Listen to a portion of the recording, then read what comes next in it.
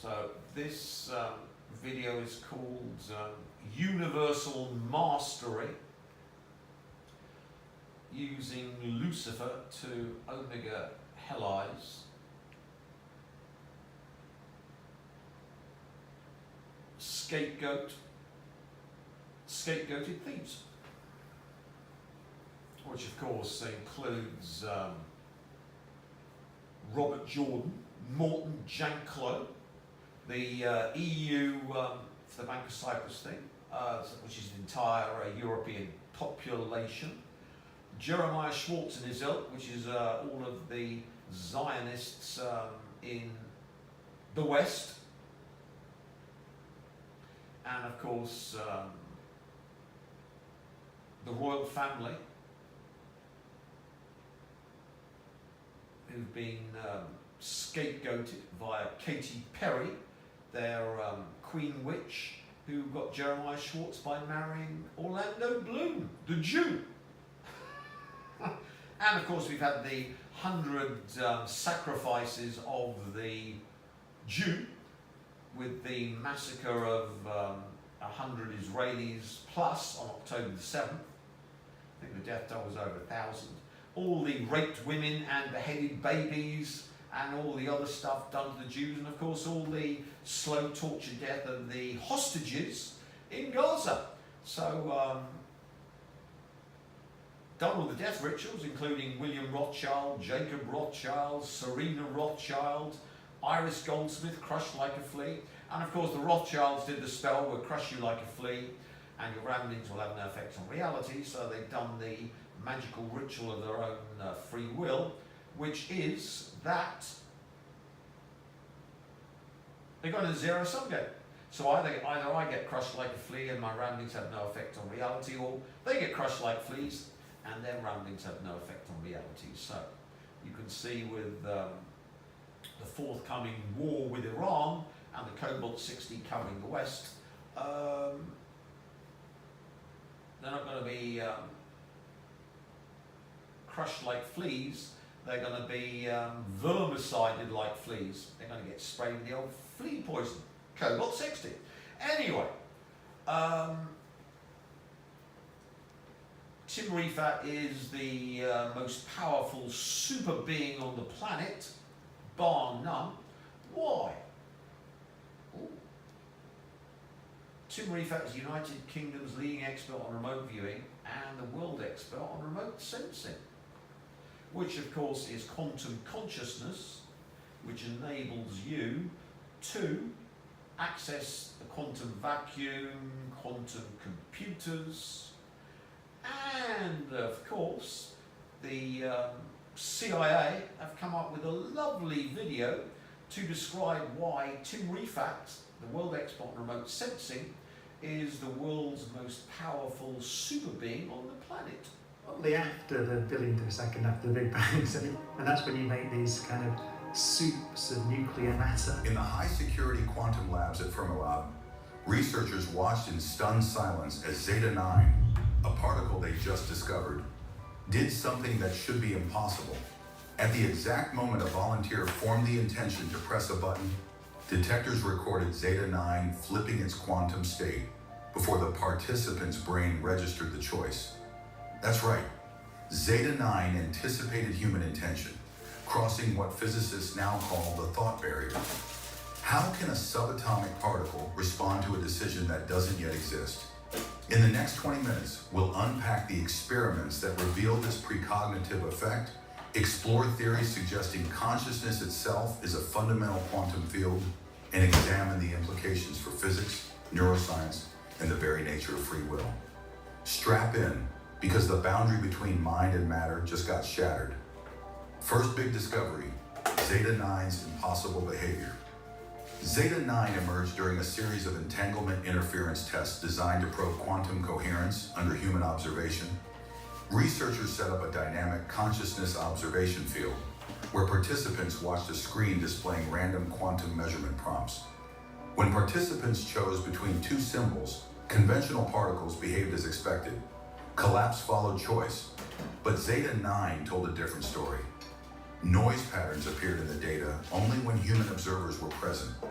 swapped the volunteer for a digital sensor, and the anomaly vanished. Intrigued, the team refined the setup.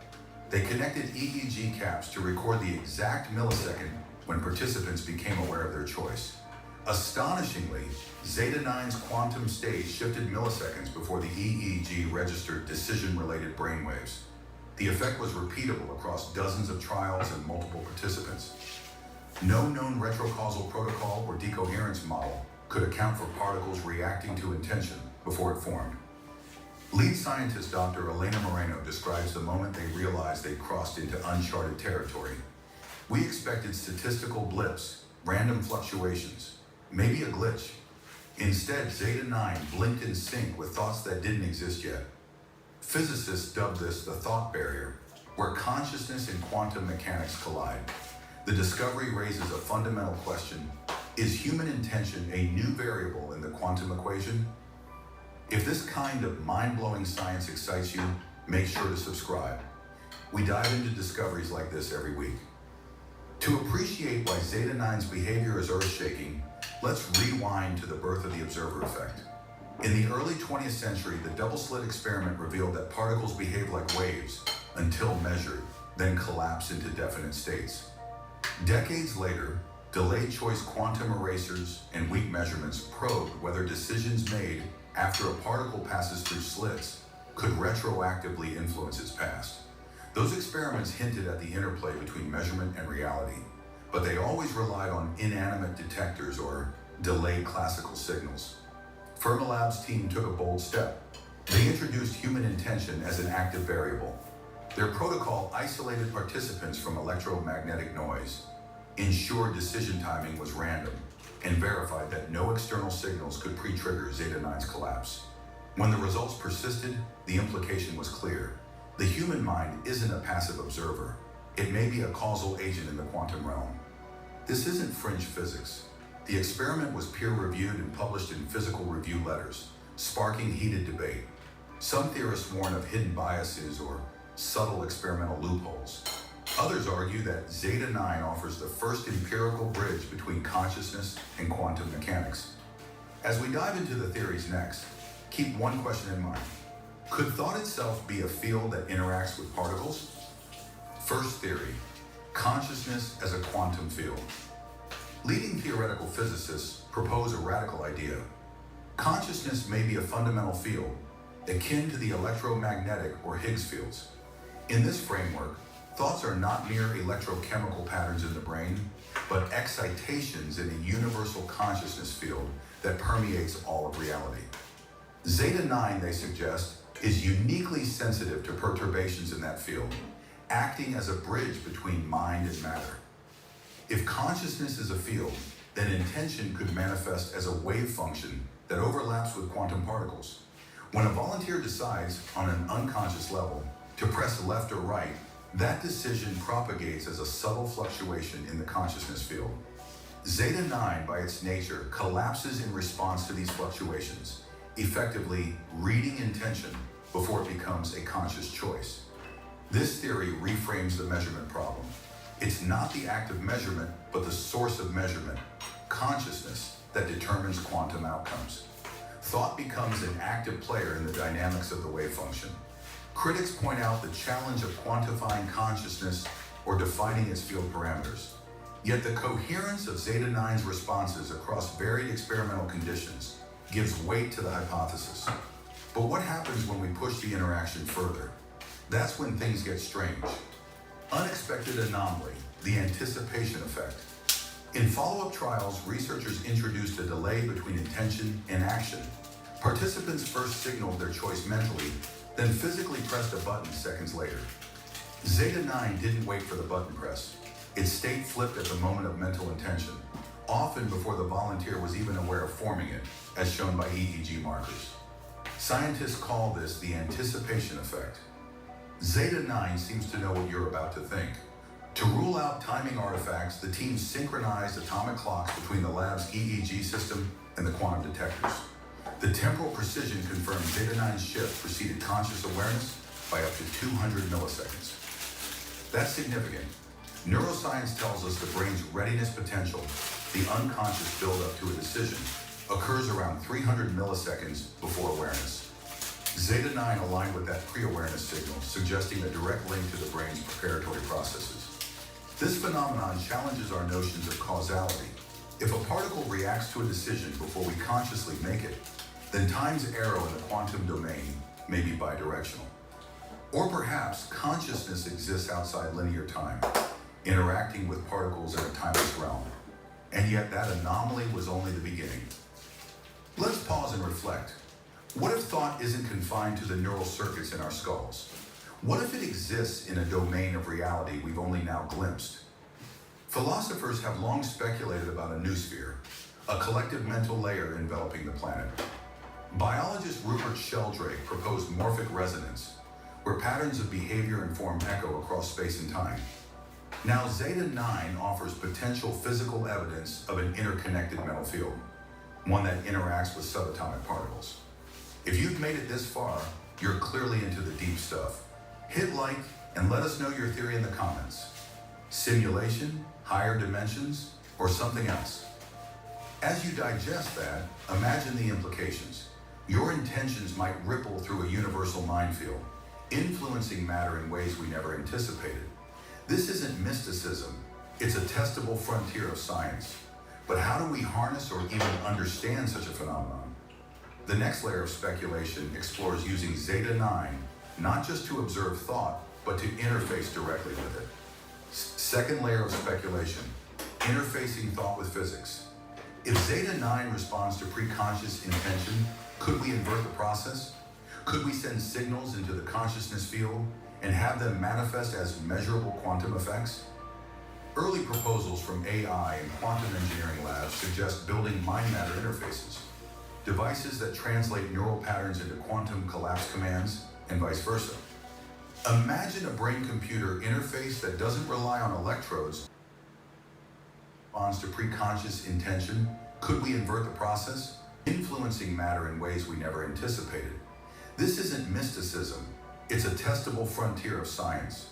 But how do we harness or even understand such a phenomenon?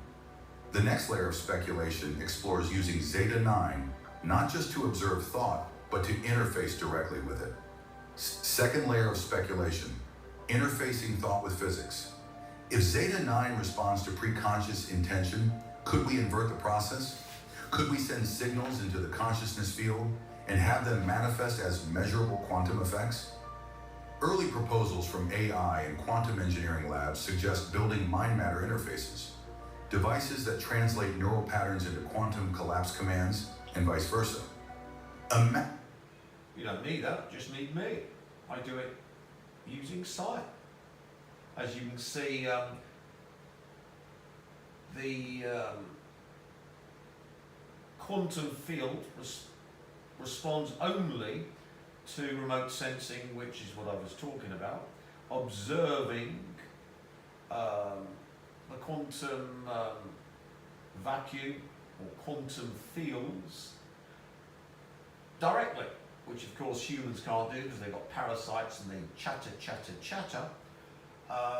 But as you can see, this Zeta 9 particle can even be influenced by the parasitized humans, and of course it reacts when they intend, and intention to do something comes from the supplementary motor area, which is on the top of the brain, and it was posited way back in the 30s that is the area of the brain that interacts with the biophysical body, quantum fields, etc. And that area fires when you come up with the intention of doing something, and when you say you're going to do it and not do it, it doesn't fire. And of course, we've shown the brain's only aware of what it intends to do or what it perceives, or the real world, about 2 to 3, was it hundredths of a second they were talking about? So we've been talking all about that, and as you can see, the CIA and Spatial Eyes are just rubber stamping everything I've been saying about remote sensing. Continue. That doesn't rely on electrodes or electromagnetic fields, but on quantum particles tuned to your thought field frequency. You think move, and Zeta 9 or similar particles collapse in a pattern that actuates a robotic limb, all without classical signals. AI researchers are already exploring Zeta 9 as a feedback node for synthetic cognition, hoping to create systems that anticipate human needs before they're articulated. This fusion of thought and physics could revolutionize technology, instant telepathy, intention-driven computation, and devices that learn from your subconscious. But it also raises urgent ethical questions. What privacy remains when machines can detect your intentions before you do?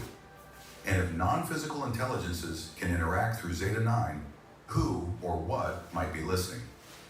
But there's one more piece to this mystery, one that changes everything we know about evolution. Zeta 9's pattern matches neural formation. The discovery of Zeta 9 has already defied expectations in ways we never anticipated, but it is its connection to human consciousness that might be the most profound and far-reaching revelation. Deep analysis of Zeta 9's state shift waveforms, which were initially examined as part of a broader quantum coherence study, has uncovered an unexpected pattern. When researchers mapped Zeta 9's collapse signature onto the electroencephalogram EEG data from 10-week-old human embryos, the result was nothing short of extraordinary. The patterns of neural spike trains observed in the embryonic brain mirrored Zeta 9's collapse signature in such a precise and uncanny way that it raised fundamental questions about the very nature of thought and consciousness. The match was not a mere coincidence. It was strikingly precise.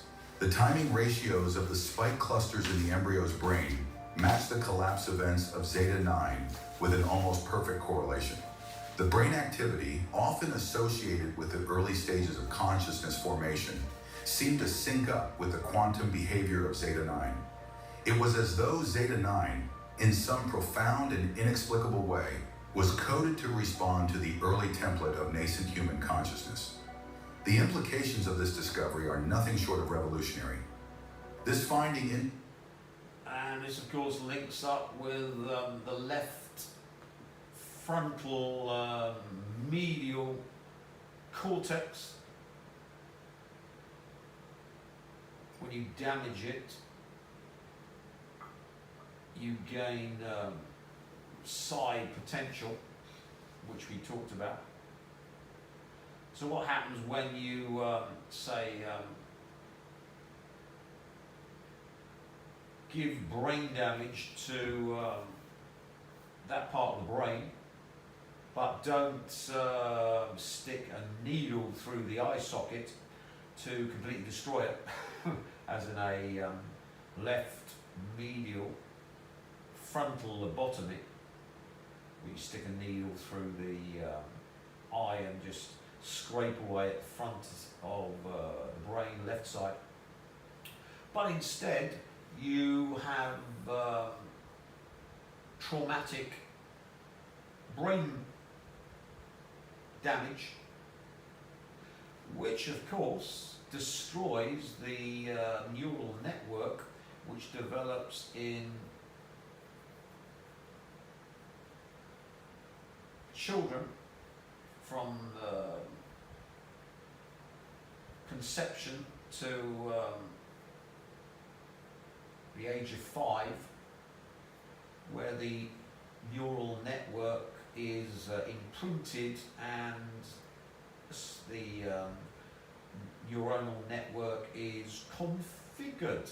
Love me, mummy, love me, daddy. Love authority figures, which of course is the bane of humanity.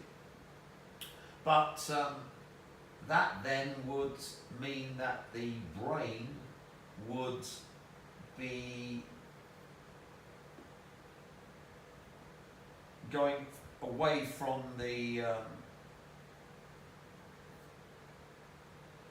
unconfigured neural network of these embryos, which directly interacts with this quantum particle zeta 9, and since quantum particles are part of the quantum field, one can see why DARPA are getting a hard on, because of course this would be the gateway to the quantum field if you can directly use consciousness to interact with part of the quantum field, the subset being particle zeta 9, then of course it enables you to use that to perturb. Remember we talked about quantum perturbations? The quantum field of others, or maybe if you've got CERN and all the CERNs in the multiverse at your beck and call, you could then use it to perturb the total quantum wave function and change reality and what aspects of the multiverse you live within. So one can see that when you get the left medial frontal cortex damaged, all that neural network is erased and it has to start again, but you don't want to damage it with a needle so it can't repair itself. And leading brain researchers have found out that the neural network follows Darwinian selection and will rewire itself, will reconnect itself, and does throughout life. But if you keep reinforcing, love me mummy, love me daddy, love me authority figures, love me wifey, love me children, obey authority. And you got the experiment where, was it 67% of people tortured basically to death anyone the authority figure told them to, and it was only a third who wouldn't torture to death because an authority figure said it's good and authority backs you. So you can see why the human race is lost. You've got 2/3 of the population, the drones, who will torture you to death if the Rothschilds, Rockefellers, or anyone else tells them so. Sync up with the quantum behavior of Zeta 9. It was as though Zeta 9, in some profound and inexplicable way, was coded to respond to the early template of nascent human consciousness. The implications of this discovery are nothing short of revolutionary. This finding introduces a radically new hypothesis.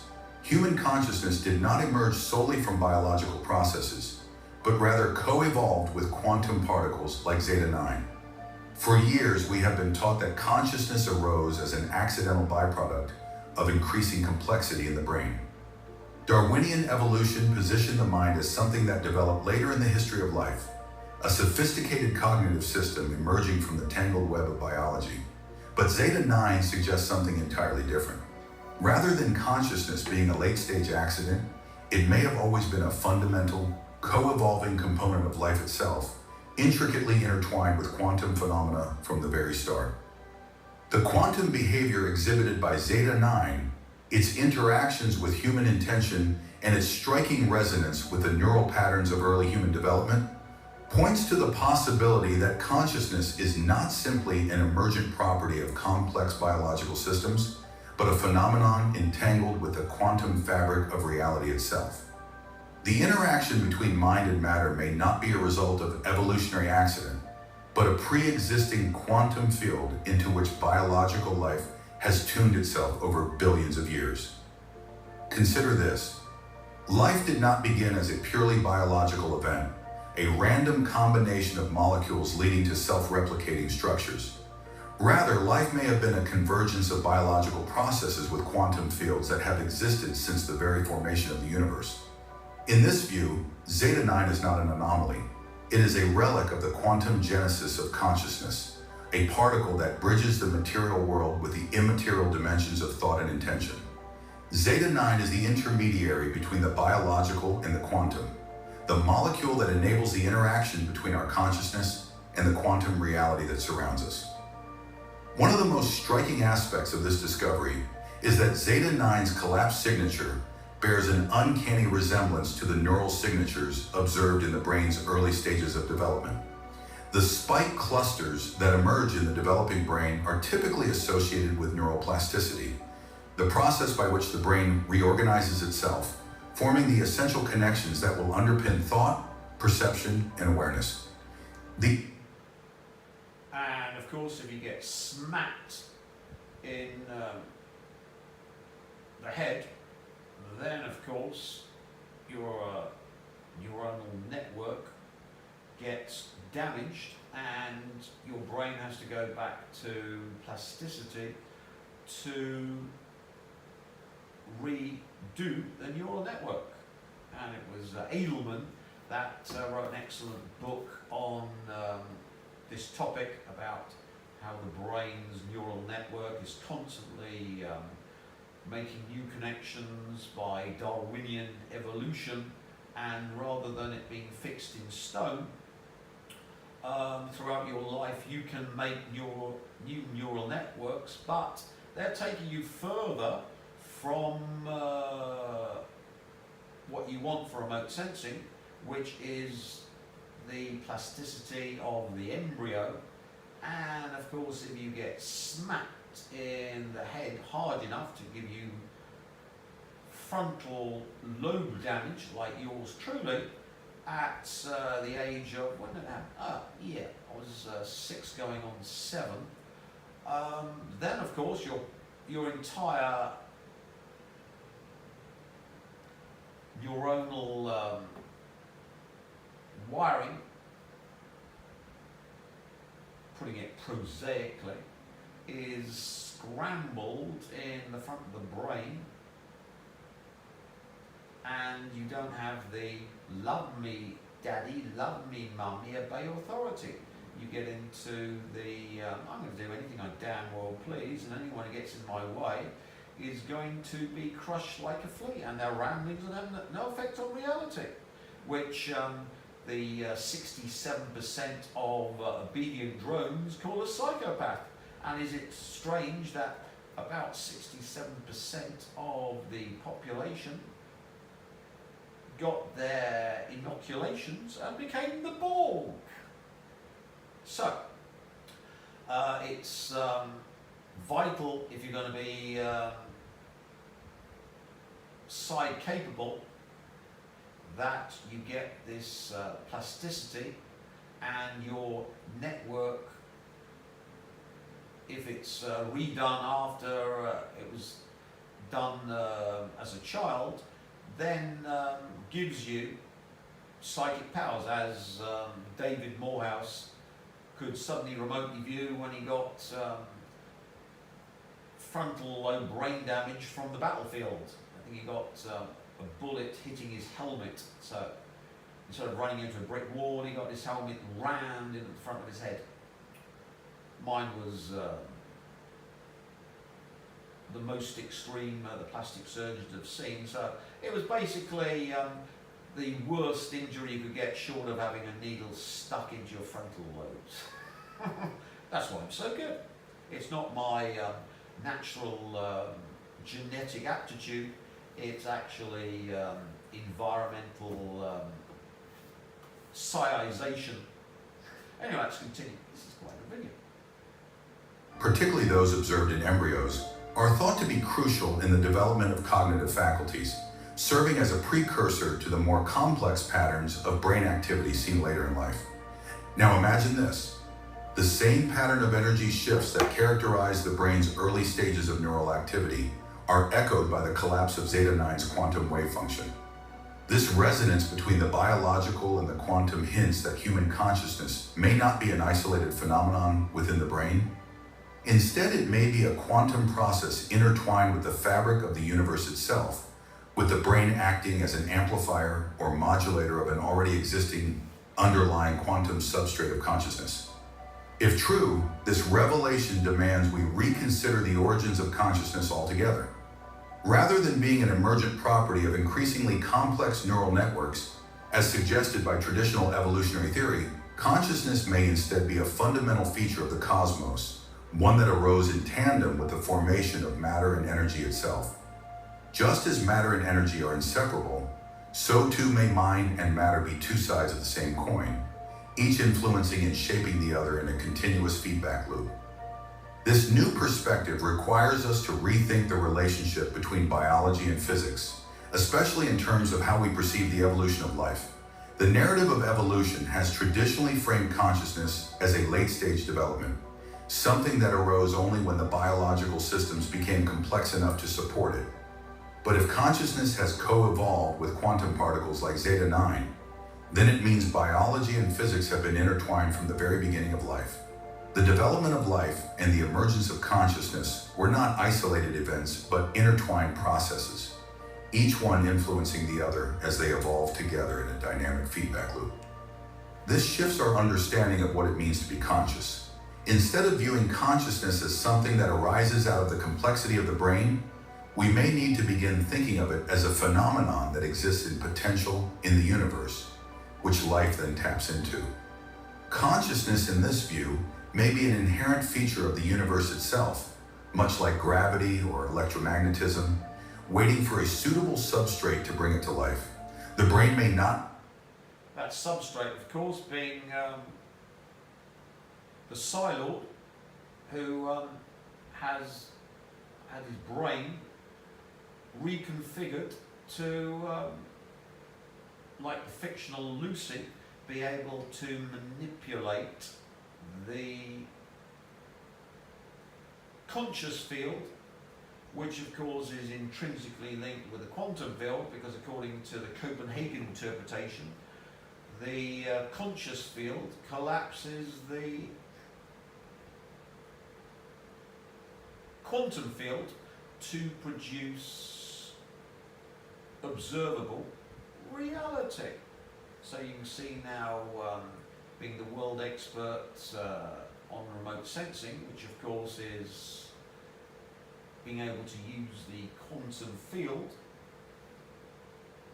enables, if you've got super amplification like CERN and all the multiversal CERNs and all the quantum computers which have been hijacked by yours truly, enables you then to change timelines and get godlike powers, which of course, thank you very much for CERN quantum computers and the Borg, who of course are vital to produce the scalar torsion field, leptonic field, and of course conscious field, because they've all got brain damage and they've all become enslaved by yours truly. So instead of having one brain, I've got all the Borg's brains all fully slaved to super amplify this effect. Thank you very much. Let's continue. This is it, channeling a quantum process into the physical reality we experience. In this light, Zeta 9 is not just a quantum particle, it is a fossil, a relic of the quantum genesis of consciousness, and evidence of the entanglement of mind and matter from the very beginning of the cosmos.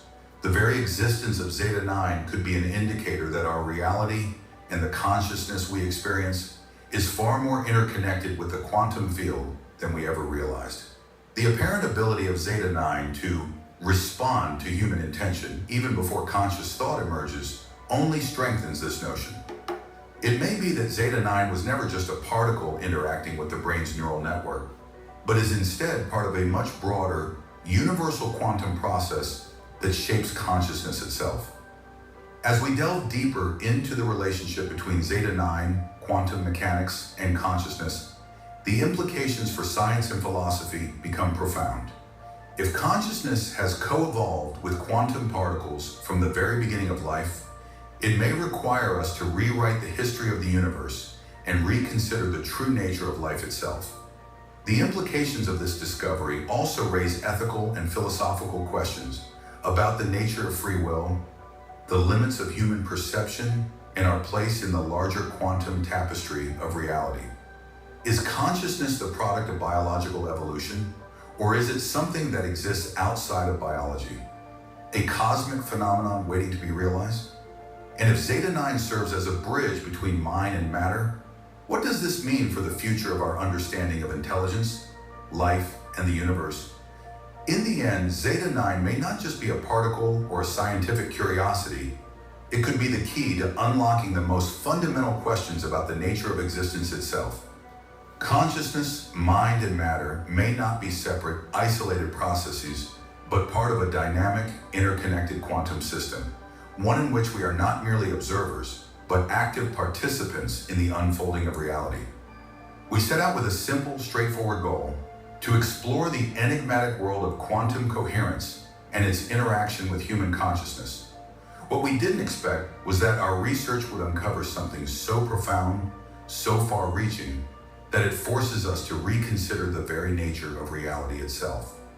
At the heart of this discovery lies Zeta 9, a particle that seems to bridge the gap between mind and matter, revealing that thought may not just be a product of our brains, but an intrinsic woven element of the universe. Zeta 9's ability to anticipate human intention before it becomes conscious, its uncanny reaction to thought itself, has forced us to confront a new, startling hypothesis. Thought might be woven into the fabric of reality.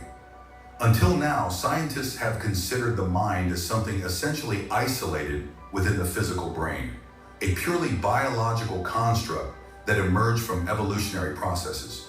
The mind was thought to exist within the realm of biology and psychology, while the laws of physics operated independently of it. But Zeta 9 upends this assumption, showing that there may be a much deeper connection between the two than we ever imagined. What does this mean for our understanding of physics? For centuries, we have believed that physics operates on a straightforward principle: cause and effect. Physical systems follow predictable laws, and we assume that the actions of an observer or a participant in an experiment are separate from the experiment itself. However, Zeta 9's behavior challenges this binary distinction. The discovery that a subatomic particle can respond to human intention before that intention is even consciously realized suggests that our minds do not simply observe the physical world, but are actively entangled with it. This raises the question, could thought be an active force in the universe, not merely a passive reaction to it? The implications of this discovery extend far beyond the realm of physics and into the very fabric of what we consider to be free will. If intention can shape the behavior of quantum particles before it becomes conscious, then the nature of free will may operate in a way that transcends time itself. This discovery could mean that our decisions are not simply the outcome of chemical processes in the brain, but are instead part of a more complex quantum feedback loop. Thought may not be a linear process, but something that unfolds in a realm of possibility, influencing both the past and the future in ways we have yet to fully understand. This realization prompts us to question some of the most fundamental ideas about consciousness in biology. Historically, science has treated consciousness as something that arises after biological development, a secondary effect of brain activity. We've assumed that consciousness is purely the result of neural activity, a byproduct of a sufficiently complex brain. But Zeta 9 suggests that the reverse might be true. Consciousness and intention could have always been present, encoded in the very fabric of reality itself. It might be that our minds are not solely responsible for creating thought, but are instead channels through which a deeper, more universal consciousness flows. This raises another profound question. What if consciousness exists as a universal phenomenon? Instead of being localized within our brains, it may be a fundamental aspect of the universe, accessible to all living beings and possibly even to non-living systems. This concept challenges our anthropocentric view of consciousness and opens up the possibility that intelligence could be far more widespread, embedded in the very structure of space-time itself. This might not just affect how we view other life forms, but how we understand the nature of intelligence itself. Could non-biological entities like AI be part of this universal consciousness? And what would it mean for the future of artificial intelligence if machines could tap into this quantum fabric of intention? Moreover, this discovery could have profound technological implications. If intention can be harnessed as a measurable force, If we can tap into the quantum feedback loop that connects mind and matter, then it could radically transform the way we interact with technology. Imagine a world where machines don't simply respond to our commands, but anticipate them based on our thoughts. Devices could respond to our desires before we even articulate them, creating a seamless integration between human mind and machine. What's more, the potential to harness this quantum relationship could pave the way for mind-controlled technologies, from prosthetic limbs to communication systems that bypass traditional input methods. Perhaps most astonishing of all is the fact that Zeta 9 may be revealing something much deeper about the origins of life itself. If consciousness and quantum fields are intertwined, then the emergence of life might not be an isolated accident of evolution. Instead, it could be part of a larger process of cosmic consciousness, an ongoing dialogue between mind and matter that shapes the universe itself. Life in this view is not just a biological phenomenon, but a quantum process deeply connected to the fabric of reality. The laws of biology and physics, far from being separate, are part of an intricate web of forces that together give rise to intelligence, consciousness, and ultimately, life itself. As this discovery challenges our previous understanding of the isolation between observer and system, biology and physics, we are left with no choice but to reconsider the nature of reality. The implications of Zeta 9's behavior are so staggering that they invite us to question everything we thought we knew about how the universe works. Could reality itself be a fluid, interconnected system where mind and matter are constantly interacting in a vast cosmic feedback loop? And what if the key to understanding this interaction lies in the very quantum particles that we thought we were studying in isolation? As we stand on the precipice of this new era, the potential for discovery is both exciting and daunting.